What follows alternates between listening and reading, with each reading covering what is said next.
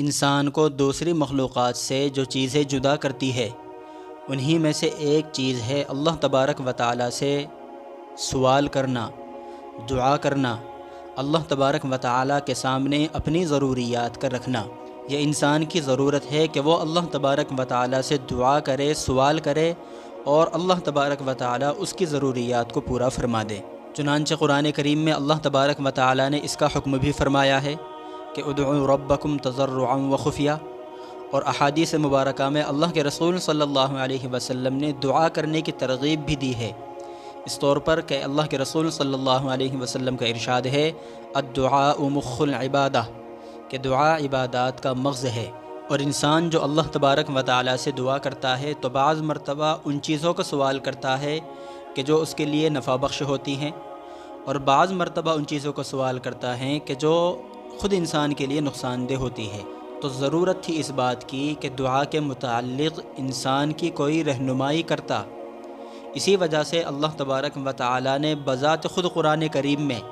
اور اللہ کے رسول صلی اللہ علیہ وسلم نے احادیث مبارکہ میں بے شمار دعائیں سکھلائی ہیں اور انسانوں کو بتلایا ہے کہ تمہیں اللہ تبارک و تعالیٰ سے اس طریقے سے دعا کرنی ہے۔ قرآن کریم میں جو دعائیں آئی ہیں ان میں اللہ تبارک و تعالیٰ کی سکھلائی ہوئی دو طرح کی دعائیں ہیں۔ ایک تو یہ ہے کہ اللہ تبارک و تعالیٰ نے خود حکم دیا ہے کہ تم اس طریقے سے دعا کرو، چنانچہ ارشاد باری تعالیٰ ہے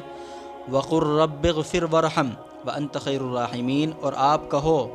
کہ اے ہمارے رب ہماری مغفرت فرمائیے اور ہم پر رحم فرمائیے اور آپ بہترین رحم کرنے والے ہیں۔ اور کہیں اللہ تبارک و تعالیٰ نے ان دعاؤں کا ذکر کیا ہے کہ جو خود اللہ تبارک و تعالیٰ نے اپنے نیک بندوں کی زبان پر جاری فرمائی ہے، یعنی اللہ تبارک و تعالیٰ نے پہلے ان دعاؤں کو اپنے نیک بندوں کی زبان پر جاری فرمایا، پھر اللہ تبارک و تعالیٰ نے قرآن کریم میں ان دعاؤں کا تذکرہ کیا اور ان کی تعریف کی اور لوگوں کو بتلایا کہ تم بھی اس طریقے سے دعا کیا کرو۔ اسی طریقے کی ایک دعا ہے قرآن کریم میں ربنا آتنا فی الدنیا حسنہ وفی الآخرۃ حسنۃ وقنا عذاب النار۔ اب جو لوگ اللہ تبارک و تعالیٰ سے دعا کرتے ہیں، سوال کرتے ہیں، اللہ تبارک و تعالیٰ سے مانگتے ہیں، ان کی تین قسمیں ہو جاتی ہیں۔ ایک قسم کے لوگ تو وہ ہیں کہ جو اللہ تبارک و تعالیٰ سے دعا تو کرتے ہیں، سوال تو کرتے ہیں، لیکن صرف دنیاوی ضروریات اور دنیاوی چیزوں کے متعلق اللہ سے سوال کرتے ہیں، آخرت کے متعلق وہ اللہ سے کوئی سوال نہیں کرتے، کوئی دعا نہیں کرتے۔ ان کے متعلق قرآن کریم میں اللہ تبارک و تعالیٰ کا ارشاد ہے کہ فَمِنَ النَّاسِ مَن يَقُولُ رَبَّنَا آتِنَا فِي الدُّنْيَا وَمَا لَهُ فِي الْآخِرَةِ مِنْ خَلَاقٍ، کہ لوگوں میں سے بعض لوگ وہ ہیں کہ جو اللہ تبارک و تعالیٰ سے دعا کرتے ہیں اور یوں کہتے ہیں کہ ہمارے رب ہمیں دنیا میں عطا کر دیجئے۔ تو اللہ تبارک و تعالیٰ فرماتے ہیں کہ جو اللہ تبارک و تعالیٰ سے دعا کرتے ہیں صرف دنیاوی ضرورتوں کے متعلق، اللہ فرماتے ہیں وَمَا لَهُ فِي الْآخِرَةِ مِنْ خَلَاقٍ، کہ ان کے لیے آخرت میں کوئی حصہ نہیں ہے۔ ایک قسم تو لوگوں کی یہ ہے جس کو اللہ تبارک و تعالیٰ نے ناپسند فرمایا ہے۔ دوسری قسم لوگوں کی وہ ہے جس کو اللہ نے ذکر فرمایا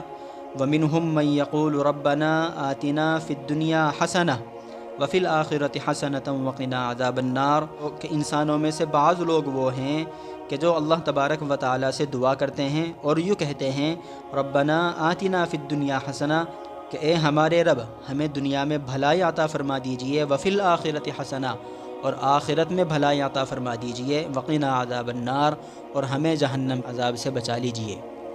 یعنی دعا کرنے والوں کی دوسری قسم یہ ہے کہ وہ اللہ تبارک و تعالیٰ سے دنیا کی بھلائی کا بھی سوال کرتے ہیں اور آخرت کی بھلائی کا بھی سوال کرتے ہیں۔ اس کو اللہ تبارک و تعالیٰ نے پسند فرمایا ہے۔ تیسری قسم لوگوں کی وہ ہے کہ جو اللہ تبارک و تعالیٰ سے دعا کرتے ہیں صرف آخرت کے متعلق، دنیا کی بھلائی کا سوال اللہ تبارک و تعالیٰ سے وہ لوگ نہیں کرتے۔ چنانچہ ایک مرتبہ ایک صحابی بیمار ہوئے، اللہ کے رسول صلی اللہ علیہ وسلم ان کے پاس تشریف لے گئے عیادت کے لیے،